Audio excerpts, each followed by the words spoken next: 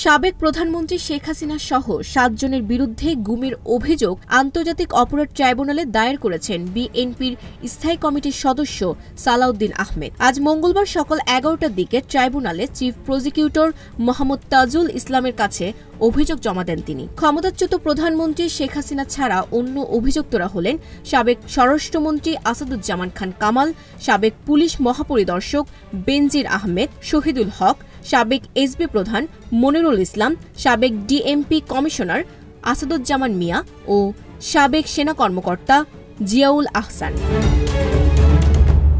সালাউদ্দিন আহমেদ গণমাধ্যমকে বলেন, বাংলাদেশের ফ্যাসিস্ট আমলে যারা গুম, খুন, নির্যাতনের শিকার হয়েছেন তারা সবাই যেন মামলা করেন।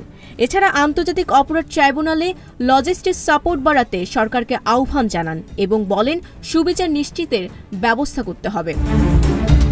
বিএনপির এই সদস্য আরও বলেন, এই জাতির আকাঙ্ক্ষা ন্যায় বিচার।